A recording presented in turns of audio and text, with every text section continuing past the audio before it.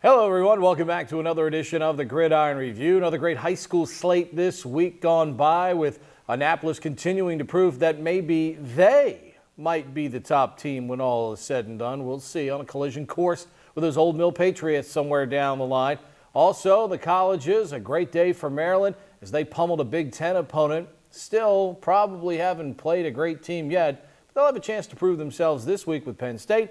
And on the pros, the Redskins in the win column, the Ravens do not. And for at least 1 week, Bill, bragging rights on the line because the Redskins and Ravens will play this week. So friends will be unbearable in the local area this week talking about that game. But got to start off another Gridiron Review talking about the Annapolis Panthers. And, Bill, the biggest thing for Nick Goodmalloy was, reestablishing responsibility and accountability in the Annapolis program, which was such a staple, as you'd mentioned in previous weeks, under Al Aramore, under Roy Brown.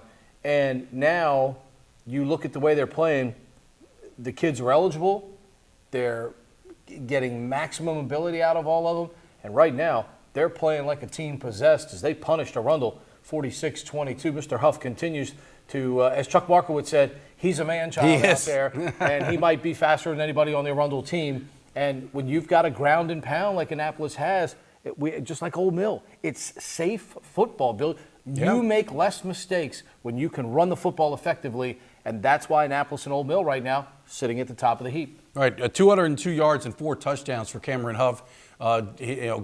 Very strong runner. It could be interesting. He's in the conversation for the Player of the Year down the road. Cyrus Gay from Old Mill, obviously another great running back in the county. Justin Williams, their starting quarterback, 95 yards rushing. I think Annapolis had 455 rushing yards in the game. 4 interceptions. Ryan Sedgwick, the outstanding quarterback at Arundel, picked 4 times. You can't have that when you're a passing team, giving the ball away. Annapolis is for real.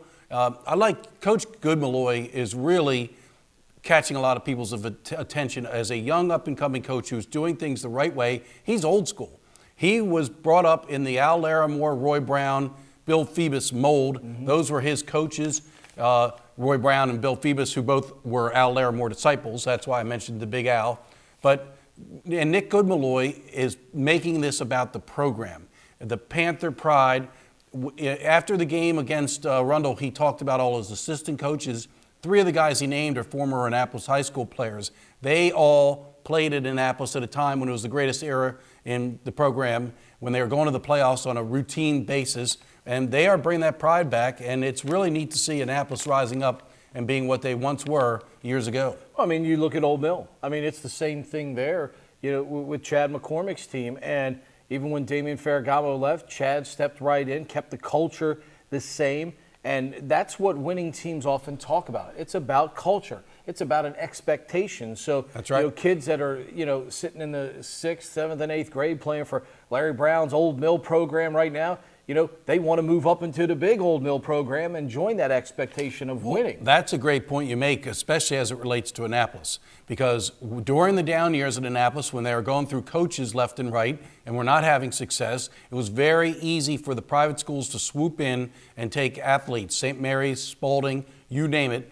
Even DeMatha and the outer counties were coming into Annapolis. And now these young kids are growing up with some Panther pride, and they may not be so easily swayed by a private school. Because that's when Annapolis has the best athletes in the city going to Annapolis High, their football program's going to be good. No doubt about it, and that's what's happening right now. Let's start with Old Mill, too, since they're undefeated. No problems with Chesapeake this week. Cyrus Gay for 133 and a 49-13 win over the Cougars. But, Bill, we talk about it. It's about culture. It's about, an expectation of winning. And because of that, players within the program hold themselves accountable. The coaches don't always have to be that, voice of attention and that wrath of God, so to speak, to try and urge these guys on to win. An Old Mill program, which has now won 23 straight in the regular season, it's because there's a culture inside that locker room where the players don't want to let their teammates down. Absolutely. We should mention a new name this week, Isaiah Batts, 79 yards rushing and 2 touchdowns. We're always talking about Cyrus Gay. Mentioned another kid. That game, Annapolis Old Mill, is going to be a rock'em sock'em type affair because both teams want to run the ball. Nobody going to make any secrets about what's going to happen in that game. It's going to be line up and come at you, both sides of the ball. So I am really looking forward to that showdown. It's going to be fun. And with two teams that run the ball, it'll be good for Bob Hoke's deadline That's on right. a Friday night. Meade and Broadneck on Saturday, and we throw this one in here. And, Bill, I think what we're finding out, after week one, we were kind of puzzled like, man, what's wrong with Meade or what's happening there? I think what we're just finding out is Annapolis is darn good. Annapolis is pretty good because Meade hasn't lost since. Right. And this is a nice win for them against Broadneck on Saturday, winning by a score of 13-6. All right, well, we got to give Coach Albert Jones some credit. I mean, he came over from North County after Rich Holzer went to Mount St. Joseph. Last year, things didn't go so great, but he was building the program in his image, and Meade's got it going on this year. We should mention Elijah Smith, the 9-yard pass to Kyle Roden. That was the first touchdown. And then the clincher was Anthony May with a 38-yard pick six of Shane Davis of Broadneck. Do got to say it's a little interesting, and I completely understand the situation. Meade's players were taking SATs, but basically they showed up at Broadneck when they felt like it. The game was delayed by over an hour. Originally, they pushed the game back to 2:30, but then the Meade players were late and they didn't show up till close to 3. I know Broadneck was very upset about that whole situation. It's got to be some way to fix that. If you know you're having SATs, but that's got to be simple. Communication between the Meade Athletic Department and Clayton Culp at the county. Right. Because you don't schedule this game on Saturday at 2 o'clock if you got a bunch of guys playing if you know half the SATs. guys are playing or doing SATs. Right, So yeah, that's clearly where that is. It's about being organized, and I still have questions about whether the office of the county is as organized as it should be for some of these things, and these types of things should not happen at the high school level. It's not like youth league football where you say, hey, we just need 15 more minutes. The other kids are on their way. That's basically what happened. Yes. It was like, well, there's some of our guys here, but we're still missing a few. Can we hold off a little longer? And it's just unprofessional. It should never have happened. But nevertheless, can't take away from Meade and their great start. And congratulations to Coach Albert Jones and his staff. Severna Park continues to motor along. They're kind of like that under the radar squad right now, having a good season. They're above the 500 mark. Joe Jennings ran for 2 scores in their 28-21 over Northeast. And that's another guy that's doing a good job. William Bell is a new coach there. He's in his second year. Last year, again, first season at the helm, and things didn't go so smoothly. But he appears to be building the program.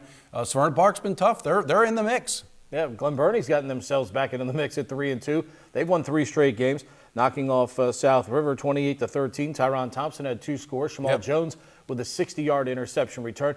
But what we're talking about here, Bill, in a couple of these programs is teams that were a little bit down, because we talked about this a couple of weeks on the show, is why is it just Annapolis, Old Mill, Broadneck, Arundel? Right. And then everybody else just falls off a cliff to a different level. What we're seeing is some of these other teams now starting to get a little more chemistry in the building. Some of these coaches are sticking around for a second or third year in some cases. Right. And that's for some important. of these programs, continuity is incredibly important in a situation like this. So it's good to see this, because we've seen times where Glen Burnie had been decent in the past when they had Keith Williams and an athlete of that caliber. There are athletes in that building, and now keeping continuity with the coach. Here they have won 3 in a row now, and an impressive win over South River, 28-13. Right. And Glen Burnie has a chance coming up here in the next coming weeks to see if they can really push up into that. You mentioned the big 4, Annapolis, Broadneck, Arundel, Old Mill. The question is, who is next on that tier? Right now it's Meade, but Glen Burnie has a chance to push up into that realm. Chesapeake had been that team, and they have fallen off a little bit this year. But as of right now, you'd have to say Meade and Glen Burnie are on that next tier. Yeah, with Severna Park as well. Meanwhile, North County got on the board for the first time this year. They beat Southern by a score of 42-0. And a good win for the kids from North County, because they've taken some lumps here early in the season. But the Knights coming up with an impressive first win of the year. All right, sophomore quarterback Deontez Parker, 179 yards passing, 3 touchdowns. Big story here is that Southern couldn't get out of its own way on offense. I've read the paper said that North County started drives 5 times in Southern territory, turned them over on downs about 4 or 5 times. Steve Erksleben just said we could get nothing done on offense. So he's trying to move from a rushing attack to a passing attack, and maybe a couple growing pains there. Well, a few incomplete passes will do that for you when you're trying to learn how to throw the ball as well. Meanwhile, on the private side, we've talked about this for weeks, man. Spalding is on the come. No doubt. Kyle Schmidt's done a hell of a job there, and they have really, year by year here, ratcheted up the talent in the program. And I think what you're seeing around the A Conference with the mighty Gilman, in a completely different tack than they were under Biff Poggi. I think there are a lot of programs in that conference that all of a sudden say, hey, it can be us. Rich Holzer at Mount St. Joe, Kyle Schmidt at Spalding. We know what McDonough is obviously playing very well this year. Some of the Loyola people or Gilman people went over to St. Francis and trying to get the same thing going over there. But the A Conference probably for the first time in years is wide open as it's ever been. Yeah, I was actually surprised. I looked at the Baltimore Sun top 20 rankings, and all of a sudden, look who's at the top. Mount St. Joseph and Archbishop Spalding. Mount St. Joe beat Gilman this week, this past weekend. So all of a sudden, it's looking like Mount St. Joseph and Spalding are the top two teams in that league and headed for a big-time showdown between county residents. Rich Holzer lives in Crofton. Kyle Schmidt, obviously, coaching at Spalding. And, that's going to be a heck of a game coming forward. Evan Fockman, again, we've talked about him all season, quarterback at Spalding, accounts for 5 touchdowns, 3 rushing, several long runs, 2 passing. Julius Chestnut, again, putting up big numbers. They got some athletes, and that was quite a whooping. Relation to Morris Chestnut. Yeah, well, that's quite a whooping they put on there. I mean, 60-some points, my goodness. No doubt about that. Meanwhile, Pilati beat St. Mary's 61-13. Annapolis Area Christian got by National Christian School. And how about Dylan Gerger? We got to mention this kid, Pete. 47-yard field goal. Right. Maybe not quite Justin Tucker yet, but he's not far off. He had a 47-yarder. How often do you see that St. Paul's. On the high school level? Probably not since Adam Green at Broadneck a couple years ago hit one from plus 40. Have we really seen a guy locally be able to do that? I have talked to Severn coach Chris Kirchenreiter and find out. I'm guessing there must have been some end of half or situation or something like that, because how often would you attempt a 47-yard field goal? I mean, I don't know if the kid's routinely banging them from 50 in practice or not, but I don't know many head coaches at high school level that even try a 47-yarder. Yeah, it's got to be supreme confidence in your kicker to do that. Of course, many of the people that we see today, 10, 15, 20 years from now, could be folks that might find their way into the Anne Arundel County Hall of Fame, and that, of course, comes up this week on Wednesday night, and highlighted by one of the great baseball coaches in county history, and Mel Montgomery, who for so many years at Old Mill, the battles between them and Arundel with Bernie Walter at Arundel were just legendary. I happened to play in that time against both of those coaches and know exactly how well their programs were. Great night coming up on Wednesday night with another Hall of Fame induction for Anne Arundel County. Yep, October 12th at Michael's at the 8th Avenue in Glen Burnie. That is the home of the Anne Arundel County Sports Hall of Fame. Banquet has been held there for all 26 years that it's been going on. All the plaques are on the wall in the hallway at Michael's. It's really a great sight to see. If you're ever at Michael's for any kind of banquet, stroll that hallway and look at our Anne Arundel County sports history. It's right there on the wall. Mel Montgomery has been long overdue to go in this Hall of Fame. I covered baseball at the high school level during that era, and you mentioned it. It was Bernie Walter, Harry Lentz, and Mel Montgomery. That was those three went head-to-head. All 3 programs were outstanding. Mel has long been overdue to get in. Congratulations to him. Other inductees are Corey Wallace, a basketball player from Meade High School. He was the all-time leading scorer at Meade for many, many years until just this past year. Tristan Easton finally overtook him and became the school's all-time leading scorer. Corey went on to play at Clemson University in a day when the Atlantic Conference was absolutely loaded. I was talking to Corey the other day, and he was telling me that he covered Rodney Rogers from Wake Forest, Tom Gugliotta from NC State, Walt the Wizard Williams at Maryland. So that was the time when every team in the ACC was absolutely loaded with pro talent. So Corey is well-deserving, one of our greatest basketball players in county history. And then Willis Bilderbeck, legend, and frankly, he should have been in years ago, was just never nominated. I guess the Navy folks never really thought about it, but the entire time that Bildy was at the Naval Academy, which was about 20-plus years, and then beyond after his retirement, he lived in Arnold. And so he absolutely deserves to go in. Led Navy to 9 national championships. They called it the Decade of Dominance. Willis Bilderbeck was the coach when Navy was the best college lacrosse program at the Division I level. And last but not least, Betsy Elder Grizzle. Betsy was a 2-sport standout, athlete. Severna Park High and the University of Maryland. How many people play 4 years of varsity sports, 2 sports at the collegiate level? She played soccer and lacrosse, and she's already in the U.S. Lacrosse Baltimore chapter of a Hall of Fame. So Betsy Elder, very, very deserving. This is a great class, and we also should mention we give out a County Executives Award each year. And John Hamrick from the Arundel Soccer Association, he's been leading that organization for 20 plus years and built it from a small organization to a massive one.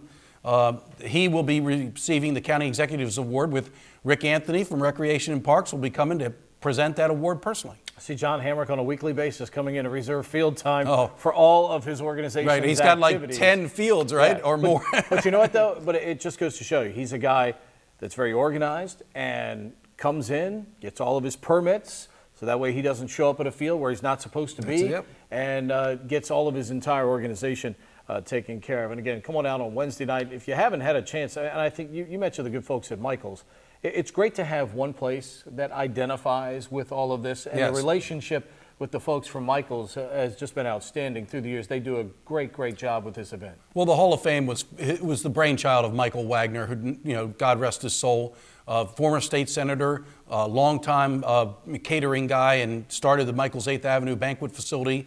And it was his idea to have an Anne Arundel County Sports Hall of Fame. He wanted it housed right there in his banquet facility to show off the history of Anne Arundel County sports. And it was a brilliant idea, and we're now in our 26th year. And, it's all due to Michael Wagner. He deserves all the credit for coming up with this idea. And just to mention, if you're looking for tickets, I've had several articles in the newspaper about all of the Hall of Famers. You just find the articles that have appeared. There's one in the edition this week about Corey Wallace. There's a little box there. Chris Smith, the president, is the contact. But if you have any questions and you can't find the number, just call Michael's 8th Avenue. They'll let you know how to get the tickets. And Keith Mills and Pat O'Malley do a great job with the introductions of all the principals. Both of whom are in the Anne Arundel County Sports Hall of Fame. That's exactly As you may be one day, my brother. I don't think so. I'm just a schlep. Coming up, we'll take a look at the college scene from last week. Bill and I were nearly killing ourselves in Colorado Springs at 6,600 feet altitude, while Maryland, they weren't climbing at all. They were running the football right down Purdue's throat. No aerial attack needed in that one. We'll talk about that when we come back on the Gridiron Review.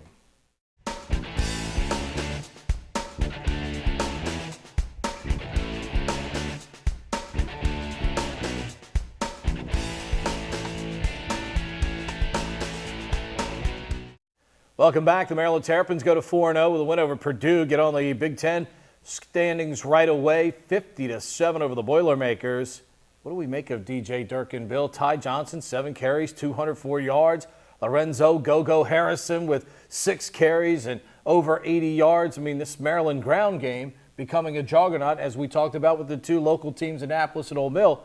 It's a lot safer to play this game when you can run the football down somebody's throat. Maryland had 9 different ball carriers doing that Saturday against Purdue. All right, well, I mean, Walt Bell, his offensive coordinator, has done a heck of a job. I mean, you're talking about a Maryland offense that under Randy Edsall just couldn't get out of its own way. It constantly stumbling and bumbling. Didn't really Never really established an identity. I just was about to say the exact, you stole the words right out of my, never had an identity. Wow. Are they a passing team? Are they a spread team? Is it a quarterback, the read option? I mean, we saw like a bag of tricks from everything. DJ Durkin's made it clear what he's going to do, run the ball. Just, he's a Jim Harbaugh, disciple, and, smash mouth Big Ten football, and they're doing a heck of a job. Ty Johnson up in Allegheny County, he's a speedster. He had like runs of 76, 54, 40. He had 3 long runs. That's why he had 200 plus yards on only 7 carries. I think you're seeing Lorenzo Go-Go Harrison is kind of the grind it out between the tackles guy. And they got Wes Brown, Jake Funk. They got 5 guys listed on the depth chart at running back, and they're all pretty darn good. So, and taking the pressure off of quarterback Perry Hills, it doesn't feel like he's got to put it all on his shoulders. So, DJ Durkin, when you see somebody that just has it. First time I met him, he came to the Annapolis Touchdown Club banquet. Then subsequently, I met him at the when they had their recruiting celebration in February. Guy is just sharp. He's got great enthusiasm, but it's not phony enthusiasm. I mean, I don't want to pick on Ron Vanderlinden because I really, really liked the guy, but he was kind of a phony enthusiasm, and it never was any substance behind it. This guy Durkin has got substance, and I'm shocked at how good he's gotten this team in just 1 year. He has really authored quite a turnaround. If they go up and beat Penn State on Saturday, but you know what, people are going to take notice. And here's why this is a big game. Here's why this is a big game. Recruiting. You still have that small faction of Maryland people that wish they'd have given Franklin the job instead of giving him the $1 million.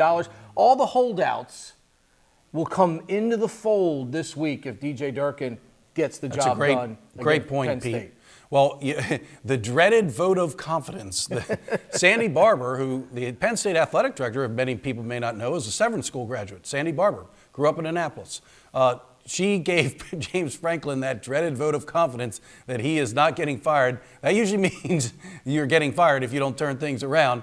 But you're absolutely right, Pete. This is a big one for Maryland in the recruiting circles and with putting to rest that we should have hired James Franklin. They got the right guy now, DJ Durkin, trust me. And you know what we're finding out too, Bill? There are other college coaches who can recruit too. Yes. You well, know? DJ Durkin has got some kids. One of the big stories of Maryland is they're playing a ton of freshmen because they're good. Yeah. And this wasn't even his full recruiting class. Wait till next year. He's recruiting his tail off. They've done very well in the state of Maryland already this recruiting cycle, and I think they're going to have a top 25 recruiting class. Remember, the world was supposedly ending because they didn't retain James Franklin and they got rid of Mike Loxley. And guess what? The axis keeps on trucking, folks. You find people who can do this, and DJ Durkin has proven he can. Meanwhile, we were in Colorado Springs, and give Air Force a lot of credit. Troy Calhoun's game plan executed to a T. They basically sold out and put pressure on Navy at the line of scrimmage. The mids could not connect on the plays to try and counteract that. Falcons pull away in the second half for a 28-14 victory. Just 3-0 at halftime, and that was because Navy turned it over in their own end, and the Falcons hit a field goal. But the second half, just too much Falcons and too much of the big play passing game. Air Force got theirs, Navy did not. Right. Well, and as we've seen in this series over the years, experience means a ton. Air Force got a bunch of veterans, 10 senior starters on defense, a bunch of senior leaders, Jacoby Owens, Nate Romine, Jalen Robinette. I mean, these names that we've been hearing for years, these guys have all grown up, but this was their year. These teams are like a mirror image. They, both do what they know how to play the options. So yards are going to be at a premium on the ground. And as many expected, they had to throw the ball to be successful. Air Force hit the big plays. Jalen Robinette being the most dangerous weapon out there, 6'4", 215. He's running by people, and then when he catches it, he's knocking them over and running it in for a touchdown. And the one that really hurt was the throw down the middle to Tim McVie, the tailback. One-handed grab was absolutely amazing. Daquan Thompson, Navy safety, went for the ball, missed, and then he could not make the tackle, was not in position to make the tackle, and McVie takes it in for 65-yard touchdown pass. So Navy had some nice, connections. Well, the first two drives of the game, too, for Navy. I mean, they're deep in Air Force territory. And they made mistakes. They get stopped on downs on one, they turn it over on the other, and that kind of let the air out of the balloon right there. Because if you can't play from ahead, then all of a sudden you start questioning yourself as they did. And, this is one of those games, let's face it. You're playing with your backup quarterback, and sometimes it looks like it in a game like this where you go up against a team who is probably better prepared to play the option than any Navy will play all year. Right. Well, and Ken Niumatalolo said it. You got to finish drives. And you're right, Pete. They had an opportunity to move ahead, at least 10-0. I mean, to me, they squandered two very good scoring opportunities. They're in Air Force territory. You got to come away with something. Andrew Wood, the young offensive tackle, jumped off sides. We know why. Air Force, for years, has been trying to, imitate the snap count. And a young kid like Andrew Wood, who's never experienced that, he fell for it, and he jumped. And then on the second time that they got into Air Force territory, a strip sack. They go, quarterback Will Worth is hit, fumbles, and it's recovered by Air Force. So that was an opportunity to get ahead, and that, to me, was probably where they lost the game. All right, we come back. Very simple. It's the BW Parkway week. Don't call it the Beltway Series because neither one of these teams are on a Beltway. It's the BW Parkway, 295, that they'll be traveling up to get to this one just off of Russell Street. Next Sunday, the Redskins and the Ravens. We'll set the table for you when we come back on the Gridiron Review.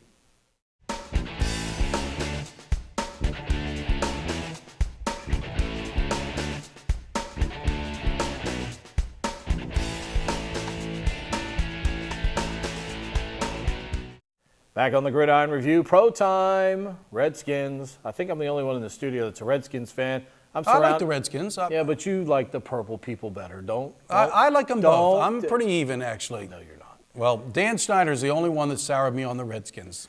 but I still root for him. You like the purple people. We know you got we know you got the Barney costume in your closet there to wear on Sunday. Ravens lose to the Raiders this week, 28-27. Joe Flacco really flat-footed on the final drive, underthrew a couple of passes that would have at least gotten them into salvageable Justin Tucker range. Because, I mean, let's face it, if Justin Tucker is somewhere within the zip code of the goalpost, he can actually kick it. His leg is that good. But they didn't want to try a 68-yarder because they just couldn't make any more completions. Raiders, Derek Carr, great young quarterback, making plays there. They play the Redskins this week in Baltimore. Washington survives Cleveland 31-20, signs Dante Whitner in the secondary this week, the former Brown. So he is familiar with what Baltimore does. Every time, this goes all the way back to when the Colts were playing, especially in the regular season. When these teams play each other, the Redskins somehow, some way, hardly ever win. Couldn't beat the Colts. Couldn't beat the Colts back in the day when the Colts played those terrible 2 o'clock Sunday home games. Couldn't beat the Colts in a Monday night game that I watched when Burt Jones was playing quarterback for the Colts. And outside of a couple of years ago when Kirk Cousins rallied after RG3 snapped his leg in half thanks to Haloti Royal Farms Chicken Nada, the Redskins just don't beat the Ravens in the regular season very much. Interesting game coming up this week. No, it's going to be exciting. I mean, it's great when the two local teams get together. And, here in Anne Arundel County, we're in a unique position because the southern area of the county tends to lean Redskins. Northern portion of the county tends to lean Ravens. So we're kind of like the battleground, if you will, midway between the two cities. And we got fans of both teams, which always makes it very exciting. Going back to the games of last week real quickly, all the Ravens needed was one first down to put Tucker in range. And, again, the play calling sometimes is just Joe Flacco is throwing the ball 60 times a game. And granted, they finally found some rush this week. Terrence West emerged, 100-yard rusher, first time all season for the Redskins, which also leads us to Justin Forsett cut loose. He was waived on Tuesday. And you've heard me say it on this show. The dude's been a journeyman his whole life. Ravens fans were acting like they, cut Barry Sanders. Yeah, he lost a step. Something happened to him. It's not Barry Sanders. Right. Well, and we've been talking about it all year. It's not Colonel Sanders. You know who's coming back this week is Kenneth Dixon. That's right. That's why Justin Forsett became expendable. So now it looks like it's going to be Terrence West and Kenneth Dixon will be the 1-2 punch. But and that scares me because the Redskins' rushing defense might as well have me and Bill playing linebacker right now. Woeful rushing defense for the Redskins, and that's why I was just going to say, got to run the ball. Mm-hmm. You can't ask Joe Flacco to throw the ball 60 times a game. It's ridiculous. I don't know what kind of game plan that is. And another big play in that game, Mike Wallace with a taunting penalty on a 2-point conversion. These pro players are just befuddle me. You're supposed to catch the 2-point conversion pass. There's nothing so exciting that you have to go crazy and taunt and celebrate. That's your job. And that is what gave the Raiders a short field and helped them score the go-ahead touchdown. And then, the Redskins, a pretty impressive performance against the Buffalo Bills. Defensively, they finally made some plays, right? Fumble recoveries, some Josh picks. Norman with an interception. And I think the biggest thing to me, and to go back to your Mike Wallace point, in a league which is supposed to be about entertainment, when people pay a lot of money to come, they want to be entertained. I think the NFL is over-legislating some of the entertainment out of the game right now and almost making the players to be robots. I'm not sure I like that very much. There's got to be some emotion. There's got to be, because these guys only get 16 chances per year, and they know that their livelihood depends on how they do in those 16 weeks. It's the difference between making $5 million one year or being Justin Forsett the next year, where they basically wanted you one year and then didn't want you the next. I mean, there's so many journeymen. There are very few superstars in this game. But you know what? The Redskins in the second half really buckled down against Cleveland. And, coaches like Hugh Jackson, God bless him, they take the Raiders job at that time, not a good job. He takes the Cleveland job, and I think he's a good coach, but he's going to get fired again. Right, well, because he's with a terrible team, and they're on their third quarterback. Let me ask you this, Pete. Is Kirk Cousins back to being the Kirk Cousins of 2015? No, but I also think it's a product of, who they're playing and the things that they're doing offensively. I mean, he caught lightning in a bottle over those last 9 games. Everything he did was perfect, just about. Right. And so he's probably somewhere in between where he played then and where he's playing now. I mean, let's face it. The Redskins have, in their last 2 games, scored 29 and 31 points and have been far from perfect. So that's the thing that entices you a little bit about the Redskins. And Matt Jones has run the ball very, very well Right. the last 2 weeks. Well, and I think they used Chris Thompson a little bit as well. He's gotten in there and done some good things. One thing we should mention, I saw this in the paper, I couldn't believe it. Jordan Reed has 200 career receptions already. Yeah. He is up there, fastest to reach 200 receptions since Kellen Winslow, who's a Hall of Famer. Yep. Jordan Reed is good. And Jordan Reed has missed time because of injury early in his career, too, or he'd have even more catches than that. I think When they're down in the red zone, it's Jordan Reed time. Well, and you know, they struggled early in the season in the red zone. And I thought what Sean McVay, the play caller for the Redskins, and head coach Jay Gruden did such a good job this week. Formation-wise, they moved guys away from Jordan Reed. And get him out there in space. They put trips to the left and singled him up on the right, where the only chance you had to stop him inside was to drop a linebacker as opposed to a safety who's already back there. Linebacker can't drop that fast. Reed's too big. Boxes out the corner. Touchdown from Kirk Cousins. So it'll be interesting. It's going to be a good game this week. I think we're going to find out a little bit about both teams. I don't think the Ravens are as good as 3-0 because they had played cockroaches of the NFL. The Redskins, the one pass Cousins threw in the interception against Dallas, if he doesn't throw that, they are 3-1 instead of 2-2 going into this game, probably feeling a little bit better about themselves. I think this is a game here that's going to springboard one team and may defuse another here as the season goes along. That'll do it for our show this week. Again, if you can get out to the Hall of Fame banquet at Michael's on Wednesday, please do so. I know the inductees would love to have your support, especially for many of them, all the great years that they've given us to sports here in Anne Arundel County. For Bill Wagner and Pete Medhurst, we'll see you next week on the Gridiron Review.